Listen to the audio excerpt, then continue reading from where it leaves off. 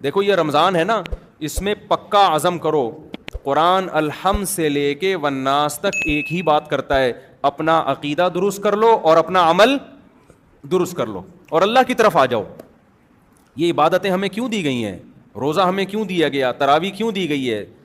تاکہ ہمارے دل میں اللہ کی محبت پیدا ہو جائے اور ہم اللہ کی نافرمانی کو چھوڑ دیں.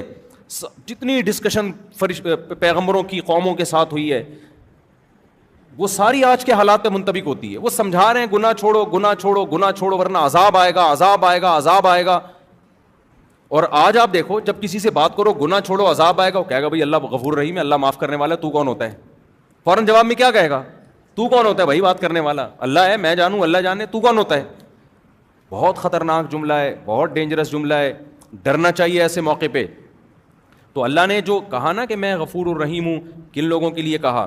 وَمَن يَعْمَلْ سُوءًا أَوْ يَظْلِمْ نَفْسَهُ, قرآن کہتا ہے جو بھی گناہ کر بیٹھے گا یا اور کسی طرح سے اپنی جان پہ ظلم کر بیٹھے گا, ثُمَّ يَسْتَغْفِرِ اللَّهَ, اب اس کو خیال آ گیا کہ میں نے غلط کیا ہے.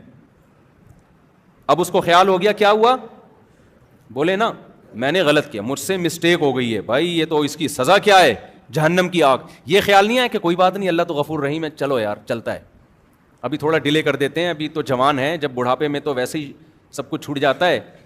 جب منہ میں دانت ہی نہیں رہیں گے تو سود چھوڑ دیں گے کھانے کے لیے منہ میں دانت؟ ارے سود کھانے کے لیے بھی تو منہ میں دانت ہونے چاہیے نا, حرام کھانے کے لیے منہ میں دانت ہونے چاہیے. تو جب بوڑھے ہو جائیں گے تو منہ میں دانت رہیں گے ہی نہیں, تو توبہ کر لیں گے ہم. تو یہ نہیں ہے. قرآن کیا کہتا ہے؟ وَمَن يَعْمَلْ سُوءًا أَوْ يَظْلِمْ نَفْسَهُ, جس نے بھی اپنی جان پہ ظلم کیا, ثُمَّ يَسْتَغْفِرِ اللَّهُ, پھر اس کو خیال ہو گیا یار یہ میں غلط ٹریک پہ جا رہا ہوں. زنا کا راستہ صحیح راستہ ہے یا غلط راستہ ہے؟ بتاؤ. شراب کا راستہ صحیح راستہ ہے یا غلط راستہ ہے؟ داڑھی کٹانے کا راستہ صحیح ہے یا داڑھی رکھنے کا راستہ صحیح ہے؟ ذرا بول دیں منہ سے کائنڈلی. رکھنے کا, یہ اللہ کے نبی کا حکم ہے بھائی. ماں باپ کی نافرمانی, ان کے سامنے بد کلامی کا راستہ صحیح ہے یا ماں باپ کے سامنے سر جھکانا, ان کے سامنے اف نہ کرنا, یہ راستہ صحیح ہے؟ ان کی فرما برداری والا راستہ صحیح.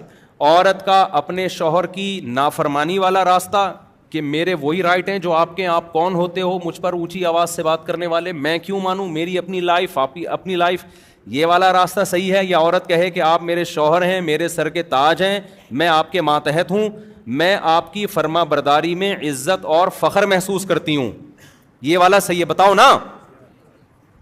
خواتین جو بیان سن رہی ہیں کائنڈلی وہ بھی بولیں منہ سے. یورپ جو ہمیں راستہ سکھا رہا ہے, جو لبرل لوگ ہمیں راستہ سکھا رہے ہیں, وہ مرد اور عورت کی مساوات کا, بغاوت کا راستہ. ابھی میں سعودی عرب میں تھا, ایک صاحب نے مجھے واقعہ سنایا کہ میری بیگم نے مجھے کہا کہ مجھے جاب کرنی ہے. میں نے کہا تمہیں ضرورت کیا ہے بھائی جاب کرنے کی, سارے خرچے میں اٹھا رہا ہوں, کوئی کمی ہو تو بتاؤ. اس نے کہا نہیں میری پرسنل لائف, انگلش تو اب سب کو آ گئی ہے, میری پرسنل لائف ہے, آپ کون ہوتے ہو مجھے روکنے والے؟ کہہ رہے ہم نے کہا بھائی میں نہیں, آپ کو کہیں جانا ہے تو بتائیے کیا ضرورت, کس چیز کی ضرورت ہے؟ نہیں جی بس مجھے یہی ہے کہ میں نے جاب کرنی ہے, میں اس گھٹن کے ماحول میں نہیں رہ سکتی. گھر کے ماحول کو کیا کہا جانے لگا ہے؟ گھٹن کا ماحول. گھٹن گھر میں نہیں ہوتی, جیل میں ہوتی ہے. گھر جیل نہیں ہے. دیکھو قرآن میں اللہ نے عورت جو پاک دامن عورتیں ہیں ان کے لیے محصنات کا لفظ استعمال کیا, مقیدات کا لفظ استعمال نہیں کیا. بہت اہم پوائنٹ کی بات ہے نوٹ کرنے کی. یہ آج پہلا بیان ہے نا, اس کو تمہیز سمجھیں آپ آگے کے بیانات کی. پہلے ہی سمجھ میں نہیں آئے گا تو آگے کچھ نہیں سمجھ میں نہیں آئے گا. پہلا سمجھ میں آئے گا تو آپ کو پتا ہے کہ میں نے کس ٹریک پہ چلنا ہے, آگے قرآن سے میں نے کیا سیکھنا ہے.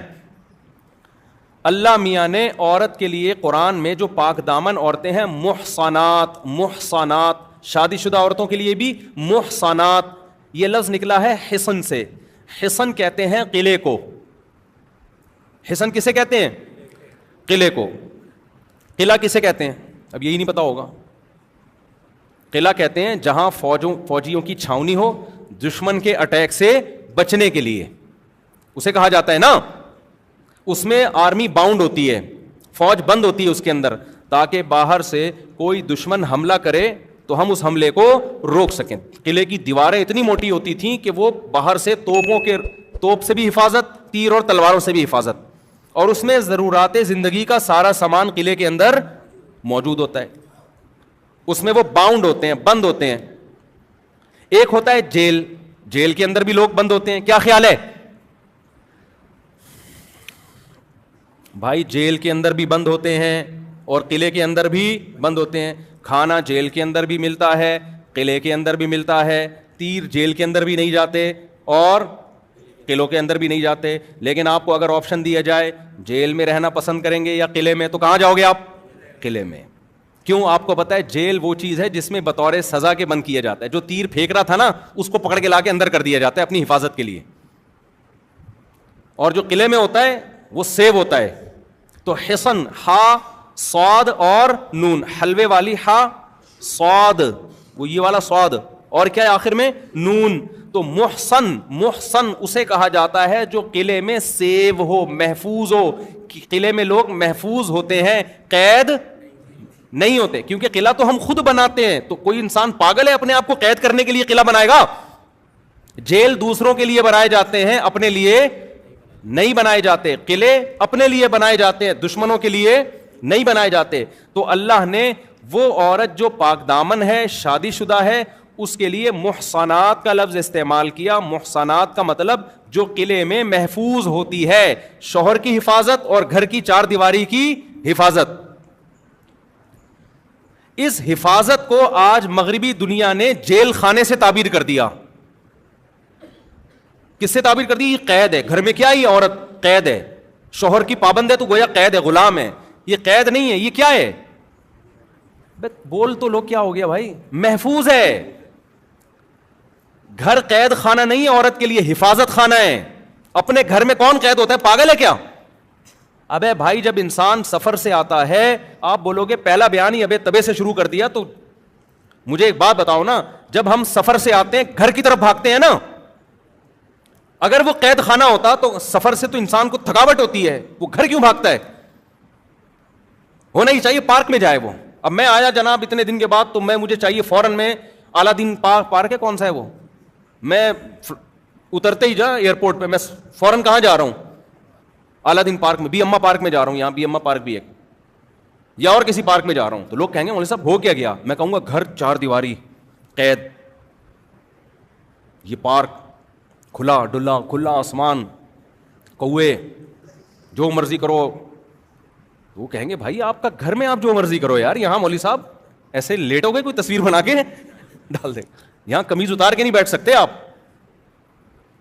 گھر جتنا محفوظ ہے مرد کے لیے بھی اور عورت کے لیے بھی, اتنی کوئی جگہ محفوظ نہیں ہے. تو اسلام نے عورت کو جو گھر کی چار دیواری میں بند کیا ہے, تو یہ بند کرنا اس کو قید میں ڈالنے کے لیے نہیں, بلکہ اس کو حفاظت خانہ دینے کے لیے, تاکہ وہ کیا ہو جائے؟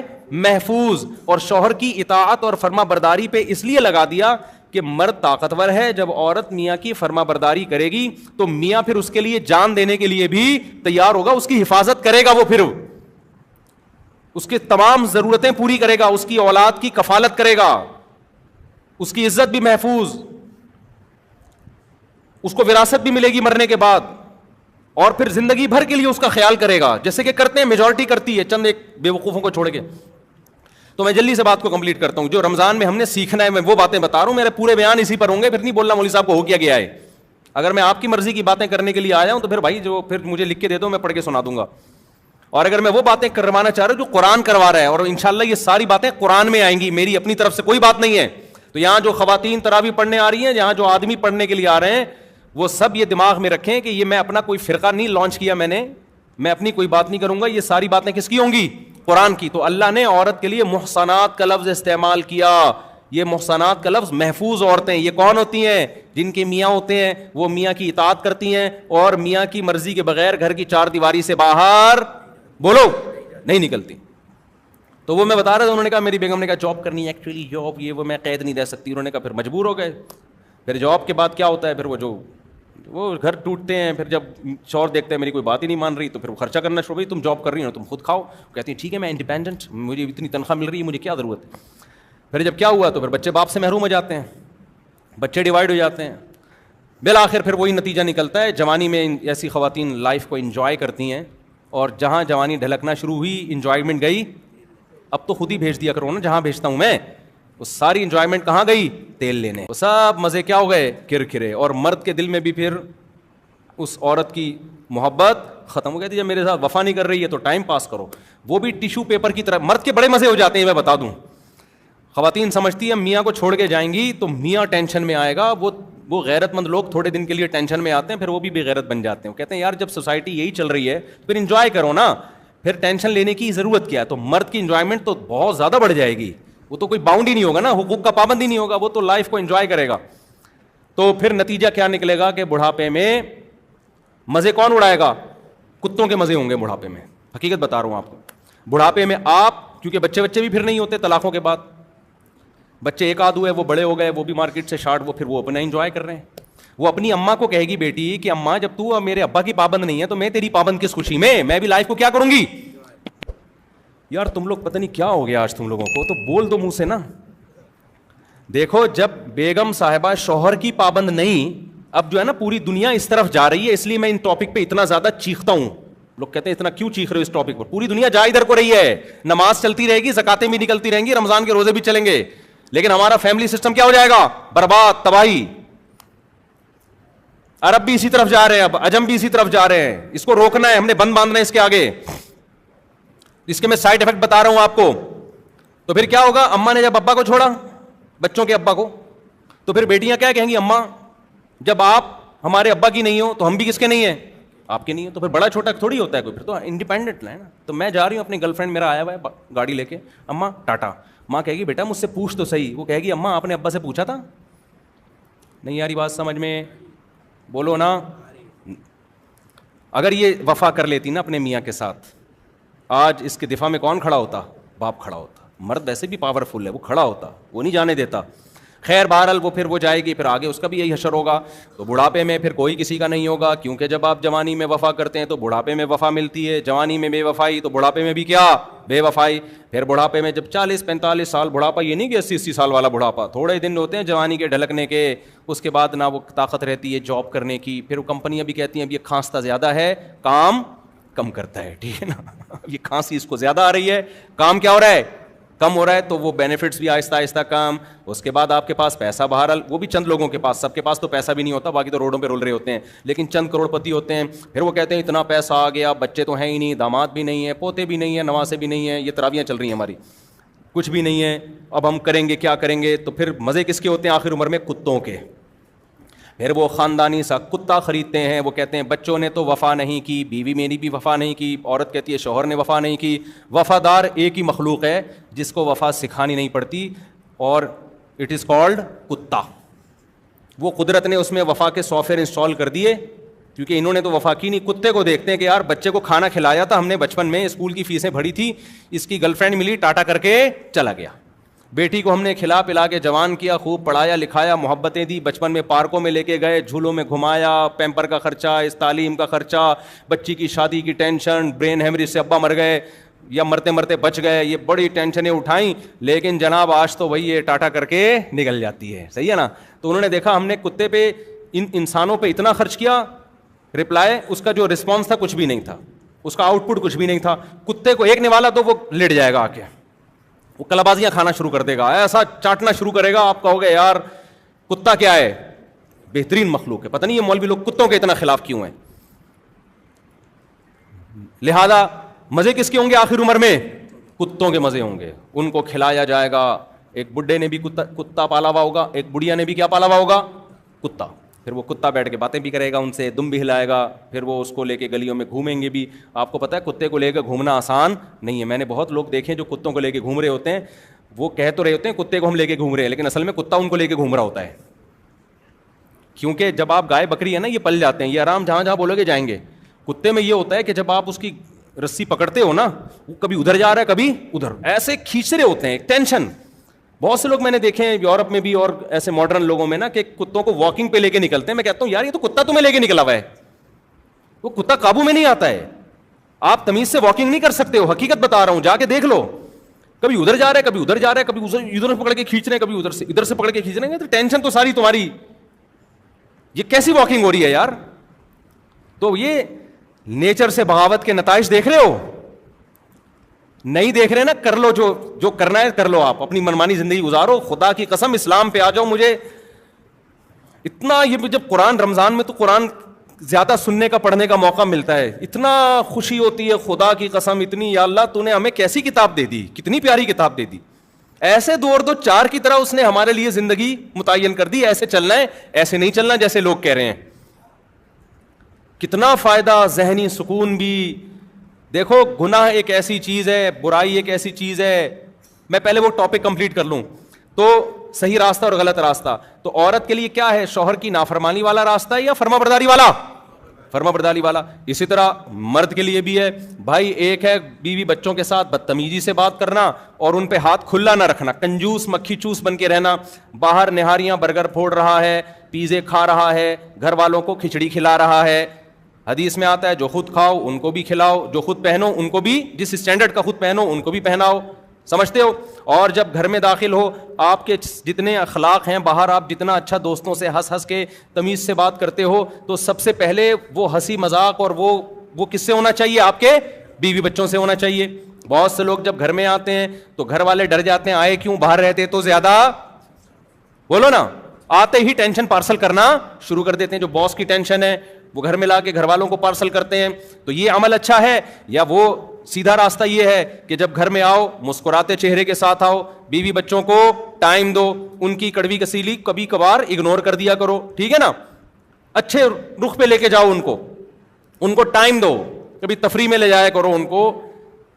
تو یہ والا راستہ اچھا ہے, تو یہ سیدھا راستہ ہے. اور وہ والا راستہ جو پہلا والا راستہ تھا, جب گھر میں آئے تو ایسے جیسے چنگیز خان نے بغداد پہ حملہ کر دیا ہے. کچھ لوگ کہتے ہیں کہ ہمارے پاس جب گھر میں آتے ہیں نا سب تھر تھر کانپنا شروع کر دیتے ہیں, ابا پتہ نہیں اب کیا بولیں. ایک صاحب مجھ سے ملے, انہوں نے مجھے بولا کہ میرا قصہ نہیں سنانا بیان میں, لوگ ڈر رہے ہوتے ہیں. میں نے کہا بھائی اگر میں سناؤں گا بھی تو کیا پتہ چلے گا تمہارا قصہ ہے یار, اتنا بھی نہیں ڈرو نا. آٹو پہ آ گئے ہیں اب لوگ نا, جیسے میں سیلفیوں میں آٹو پہ آ گیا ہوں. کئی دفعہ تو لوگ سیلفیاں لے رہے ہوتے ہیں نا, میں دے رہا ہوتا ہوں, بعض دفعہ ویسے ہی آ رہا ہوتا ہے میں پھر بھی سیلفی اس کو دے رہا ہوتا ہوں, کیونکہ میں اس پہ ایک سیٹ ہو گیا ہوں اب نا. جو بھی آ رہا ہے منہ آگے کر کے نا, مجھے پتا ہوتا ہے سیلفی لے گا, تو بعض دفعہ نہیں بھی لے رہا ہوتا نا, میں اس کو سیلفی دے رہا ہوتا ہوں کہ بھائی تو سیلفی لے لے, تو وہ آٹومیٹک پہ ہو گیا ہوں میں. تو اب کیا ہے کہ انہوں نے کہا میرے ابا میری کوئی بات نہیں مانتے. ایسے ابا بھی ہیں مارکیٹ میں, کہہ رہے میرے دل کی کوئی چاہت ہوتی ہے نا, میں ابا سے بول نہیں سکتا, مجھے پتا ہے میں پٹوں گا. ابا بولیں گے تو نے بولا کیوں؟ تو یہاں کون غلط ہے بھائی, بولو یار. آپ نے تو گھر کا نظام وہ بنا دیا ہے بالکل ایک میدان جنگ. جیسے آفیسر حکم دیتا ہے کہ فوجیوں کو کہ اب یہ کرنا ہے اب یہ کرنا ہے, فوجی کو یہ اجازت تھوڑی ہے, سر کائنڈلی میرا دل چاہ رہا ہے کہ یہ والا بم میں وہاں کے بجائے وہاں جا کے پھاڑ دوں. ٹھیک ہے, اس کو اجازت ہوتی ہے فوجیوں, ماتحت فوجیوں کو اجازت ہوتی ہے. بھائی میدان جنگ میں فوجی انتظار کرتا ہے اپنے آفیسر کے آرڈر کا, جو آرڈر ہوگا اس پہ عمل کرنا ہے. یہی ہوتا ہے نا, گھریلو ماحول تھوڑی ہوتا ہے میدان جنگ میں, اور ہونا بھی نہیں چاہیے. وہاں یہ نہیں ہوتا کہ سر آپ, میرا مشورہ یہ ہے کہ یہ جو شب برات کے لیے ہم نے پٹاخے رکھے ہوئے تھے وہ والے پٹاخے ہم کیا کریں گے, پہلے وہ والے پٹاخے چلاتے ہیں پھر سچی مچی کے چلائیں گے, پہلے ڈرانے کے لیے نا دشمن کو. وہاں مشورے نہیں چل رہے ہوتے, مشورے تو پیچھے ہوتے ہیں, اور وہ بھی آفیسرز میں ہوتے ہیں, وہ ماتحت لوگوں سے بہت کم مشورے لیے جاتے ہیں. تو اب بعض ابا ایسے ہیں انہوں نے گھر میں ماشاء اللہ لگایا ہوا ہے. ہم ٹھیک ہے, ہم بھی وہ اس جمہوریت کے قائل نہیں ہیں جو آج کل مارکیٹ میں چل رہی ہے, لیکن ایسا بھی نہیں ہونا چاہیے نا. ایسا ماشاء اللہ لگا دیا کہ آپ اپنے بچوں کی, ان کی اپنی چاہتیں کیا ہے ان کو آپ نے بالکل اگنور کر دیا. خاص طور پہ شادی بیاہ کے معاملے میں تو بیڑا غرق ہو جاتا ہے بیچاروں کا, بغاوت پھیلتی ہے. تو بہرحال بہت سارے مسائل ہیں جن میں آج ایک سب سے بڑا مسئلہ بد نظری کا بنا ہوا ہے.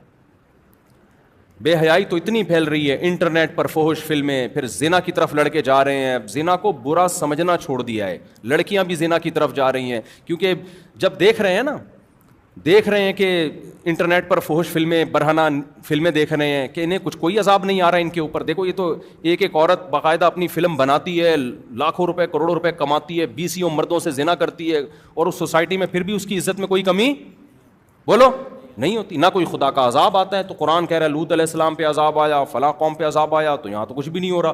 تو یہ نارمل ہے, یہ پتہ نہیں ہم کیوں اتنے تنگ ماحول میں ہیں.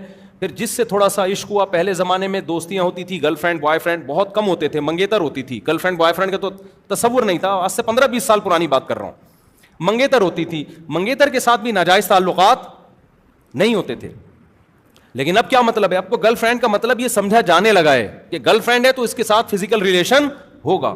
کتنی بڑی برائی ہے زنا, کتنا گندا جرم ہے. رسول اللہ صلی اللہ علیہ وسلم نے ارشاد فرمایا, میں نے معراج کی رات کچھ لوگوں کو دیکھا, برہنہ مرد اور عورتیں ننگے جل رہے ہیں آگ میں.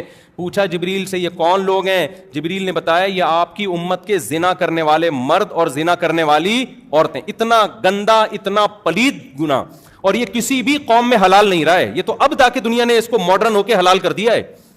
نہ ہندو اس کے قائل تھے, نہ سکھ اس کے قائل تھے, نہ عیسائی اس کے قائل تھے, نہ چائنا والے, نہ جاپان والے, کوئی بھی قائل نہیں تھا اس کا. یہ ایسا گندا عمل ہے کہ اس کے لیے مذہب کی ضرورت نہیں ہے. انسانی نیچر اس عمل کو کیا کہتی ہے؟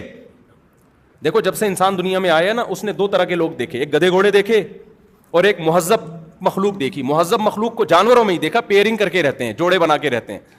اور گدھے گھوڑوں کو دیکھا کہ ان کے آپس کا صرف ایک فزیکل ریلیشن ہوتا ہے, اس کے علاوہ کوئی ریلیشن نہیں ہوتا. شروع سے انسان کس سے نفرت کرتا ہے؟ زنا سے. آپ ماضی میں جائیں نا, زنا پر جو قومیں سزا دیا کرتی تھیں وہ سزا بہت سخت ہوتی تھی. اسلام میں تو ہلکی سزا ہے, 100 کوڑے مارو, اور اگر رجم کی سزا ہے تو اس میں بھی گواہیوں کی شرط اتنی لگاتی کہ 4 گواہ اور پھر وہ ایسے گواہ, بہت مشکل سے وہ سزا نافذ کی جاتی ہے.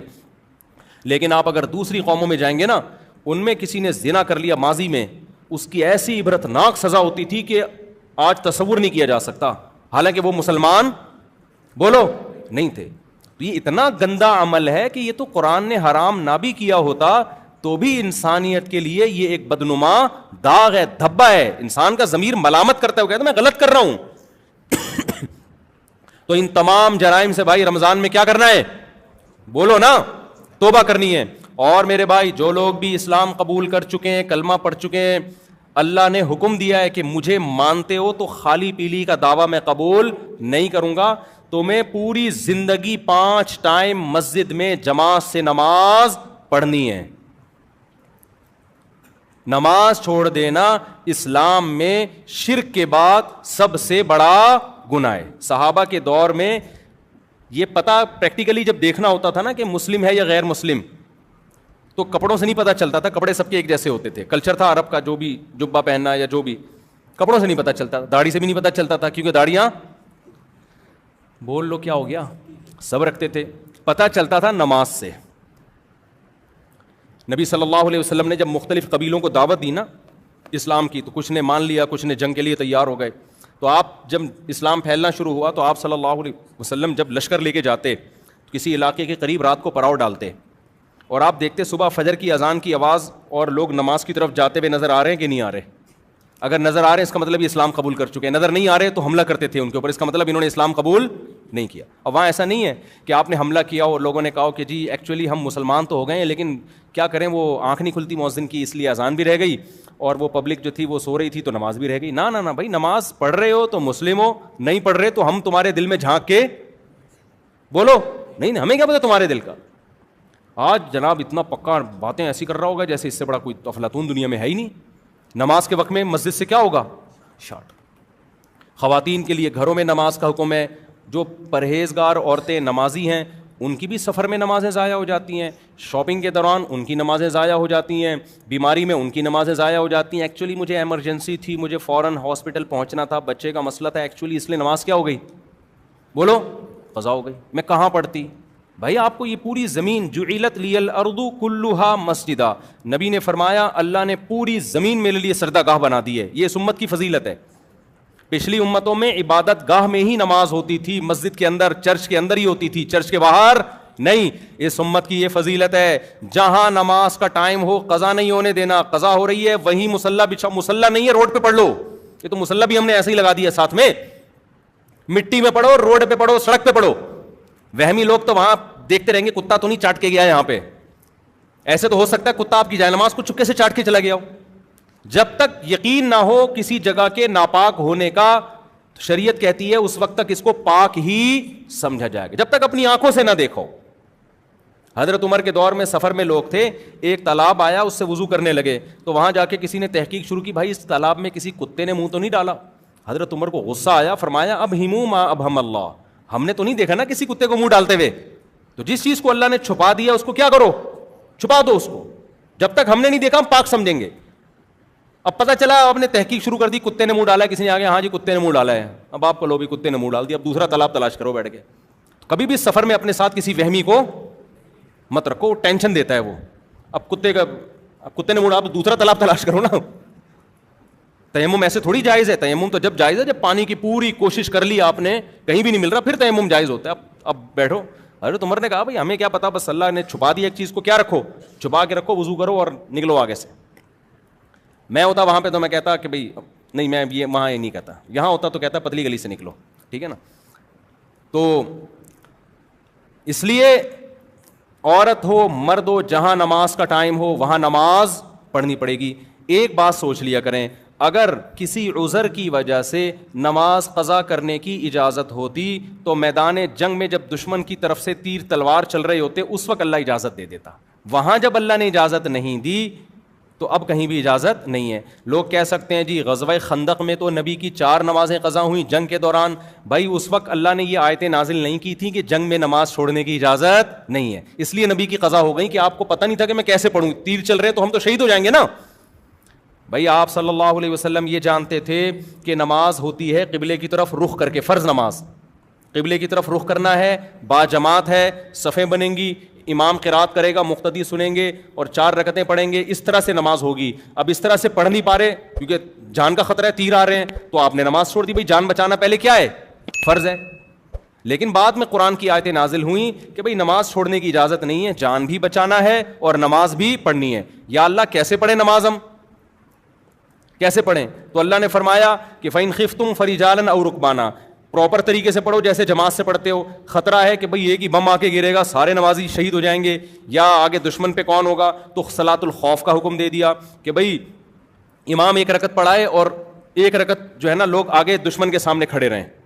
امام جب سلام پھیرے تو یہ آگے دشمن کے سامنے کھڑے ہو جائیں اور وہ لوگ آ کے 1 رکعت یہاں امام کے پیچھے پڑھ لیں. تو ان کی چلنے پھرنے سے نماز نہیں ٹوٹے گی, نماز کے اندر ہی ٹریولنگ ہو رہی ہے نا, لیکن نماز نہیں ٹوٹے گی. تو اس طرح سے نماز ہو جائے گی. اللہ نے کہا میدان جنگ میں اس طرح سے اجازت ہے. اے اللہ بعض دفعہ اتنا بھی نہیں ہو سکتا, ہم اتنے تھوڑے ہیں کہ آدھے لوگ دشمن کے سامنے ٹھہرے اور آدھے پیچھے جماعت سے نماز پڑھیں گے تو ہم کمزور پڑ جائیں گے. تو اللہ نے کہا فریجالن او رکبانا, کوئی بات نہیں, گھوڑے پہ سوار ہو کے پڑھ لو. پھر کس طرح پڑھو, گھوڑے پہ. یہ بھی نہیں ہو سکتا پیدل پڑھ لو, اشاروں سے پڑھ لو. اے اللہ اتنی ٹینشن کیوں, تو دے کیوں رہا ہے, یہ کیوں نہیں کہہ رہا کہ چھوڑ دو. بھئی کیا ہو گیا بھائی, بتاؤ یہ شاپنگ سینٹر میں اتنی ٹینشن ہوتی ہے جتنی میدان جنگ میں ہو رہی ہے کہ اللہ کہہ رہے جان تو پہلے ہی بچانی ہے. ایسا نہ ہو کہ جان دے دیں اور نماز نہ چھوڑیں, وہ تو غلط ہو جائے گا, پہلے جان بچانی ہے نا. لیکن اللہ ہمیں ایڈجسٹ کر رہے ہیں نا کہ بھئی ایسے طریقے سے پڑھو کہ جان بھی بچے اور نماز بھی ہو جائے. تو اس کے لیے آسان کرتے جا رہے ہیں. بھئی آدھے امام کے پیچھے, آدھے دشمن کے سامنے. یہ نہیں ہو سکتا, کوئی بات نہیں, سواری پہ بیٹھ کے پڑھ لو. یہ نہیں ہو سکتا, چلتے ہوئے پڑھ لو. چلتے ہوئے کیسے پڑھی جائے گی ایک الگ مسئلہ ہے, لیکن پڑھ لو. یہ نہیں ہو سکتا, یہ تو ہو سکتا ہے, ٹھیک ہے نا, چند منٹ کے لیے. بالفرض اگر یہ بھی نہیں ہو سکتا پھر معاف ہے. اصل مسئلہ یہی ہے کہ جان کو بچانا کیا ہے پہلے ضروری, اپنا بھی اور اپنی قوم کی جان کو بھی بچانا. بعض دفعہ یہ ہے کہ آپ نے میدان جنگ میں نماز پڑھی, آپ تو بچ گئے, لیکن اتنا بڑا بم پیچھے مار دیا نا دشمن نے کہ پیچھے پوری قوم ہی تباہ ہو گئی. تو اے اللہ اتنی ٹینشن تو کیوں دے رہا ہے ہمیں, ہم رات کو اکٹھی ساری نمازیں پڑھ لیں گے نا. یہ میدان جنگ ہمیشہ تھوڑی لگا رہے گا. ابھی ہم ظہر قضا کر دیتے ہیں, عصر کے ٹائم پہ پڑھ لیں گے, عصر قضا کر لیتے ہیں, مغرب کے ٹائم پہ مغرب قضا کر لیتے ہیں, عشاء کے ٹائم پہ. اللہ کہتے ہیں نا نا نا نا نا, مجھے پتا تھا کہ رات کو 5 نمازیں تم قضا پڑھ سکتے ہو, ابھی تمہارے پاس ٹائم نہیں ہے, لیکن میں اتنی ٹینشن تمہیں اس لیے دے رہا ہوں. ان الصلاۃ کانت علی المؤمنین کتابا موقوتا, نماز مومنین پر مقررہ اوقات میں فرض ہے, اخپل طریقے سے فرض نہیں ہے کہ جس کا جب موڈ ہوا اٹھ کے نماز پڑھ لی اس نے. لوگ کہہ رہے ہوتے ہیں یار ابھی ٹینشن ہے, ابھی کہاں پڑھیں, ایکچولی یہ وہ, ہم ایسا ہے کہ قضا پڑھ لیں گے بعد میں. میں جب کرکٹ کھیلتا تھا نا بچپن میں, تو اب میں وکٹ کیپر تھا, بعض دفعہ وکٹ کیپر بنتا اور بعض دفعہ جو ہے وہ کہیں اور فیلڈنگ پہ کھڑا. جب وکٹ کیپر ہوتا اس وقت ٹینشن ہوتی ہے. اب نماز کا ٹائم ہو جاتا, میں کہتا ٹاٹا میں کہاں جا رہا ہوں. اب ہمارا کیپٹن اور وہ ہماری ساری ٹیم متاثر ہوتی ہے, بھائی تم نماز کے لیے جا رہے ہو تو یہ وکٹ کیپر ہی شارٹ ہو جائے تو میں کہا بھائی کسی دوسرے کو لگا لو. تو مجھے وہ یاد ہے, وہ کیپٹن صاحب ہمارے کہتے تھے قضا پڑھ لینا نا. کیا پڑھ لینا؟ قضا پڑھ لینا. تو ہم نے چونکہ تبلیغ میں تھوڑا اٹھنا بیٹھنا تھا, تبلیغ والوں سے سنا ہوا تھا کہ نماز جنگ میں بھی معاف نہیں ہے, تو کرکٹ میں کہاں سے معاف ہو گئی بھائی, کرکٹ میں کہاں سے معاف. تو مجھے وہ یاد ہے, بڑی آزمائش ہوتی تھی, شاید ایک دو نیکی اللہ نے کروا لی جو آج ممبر پہ بیٹھا ہوں, ورنہ ہمارے اعمال تو ہمیں ہی پتہ ہے نا, وہ اللہ ستاری کا معاملہ کرتا ہے. دو چار اچھے اچھے کام بعض دفعہ زندگی میں ایسے ہو جاتے ہیں کہ اس کی برکت سے شاید اللہ تعالیٰ کچھ کام لے لیتا ہے. تو مجھے بڑا وہ مسئلہ ہوتا تھا, پوری ٹیم ایک طرف ہو جاتی تھی کہ بھائی کیا ہوا بھائی, یہ میچ کھیلو یا نماز پڑھو یار, ایک کام کرو. وہ مجھے کہتے تھے یہ ملا پن اور کرکٹ ایک ساتھ نہیں چل سکتا. تو مجھے یاد ہے عصر میں سب سے بڑا مسئلہ ہوتا تھا نا, عصر میں. مغرب میں تو میچ ویسے ہی ختم ہو جاتا تھا, تو ہم جا رہے ہوتے تھے, ہم کہتے تھے بھائی ایسے ہی رہیں گے ہم, پھر ہم آ جاتے تھے.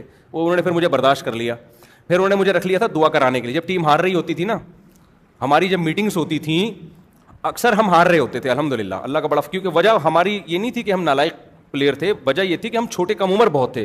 ہمارا جو مقابلہ, ہم 17 سال کے, 16 سال کے, 15 سال کے لونڈے لپاڑے, اور ہمارا مقابلہ ہوتا تھا 35 سال کے کھلاڑیوں سے. تو ظاہر ہے پٹنا ہم نہیں تھا, وہ پرانے کھیڑو نا, نیو وائٹ, ابھی تک یاد ہے مجھے, وہ ہماری ایک مقابلے میں ٹیم آتی تھی, تو ہم تھے چھوٹے.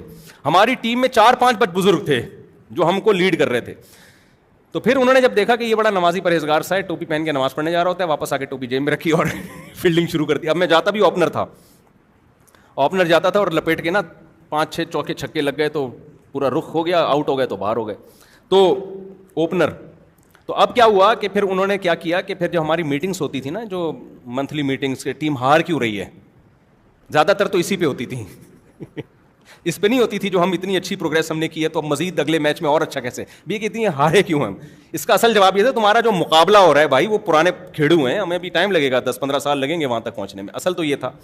تو اب کیا ہے کہ جب بیٹھتے تو چائے بسکٹ کا دور چلتا, پھر آخر میں دعا میں کراتا تھا, اے اللہ ہماری اس ٹیم کو انسان کا بچہ بنا دے, جتوا دے کسی طریقے سے. تو یہ پھر مجھ سے دعا کرواتے تھے, یہ پھر شکر ہے دم درود نہیں شروع کروائے انہوں نے. تو اچھا دوسرا کام میں یہ نہیں کرتا تھا, جوا نہیں لگاتا تھا میں.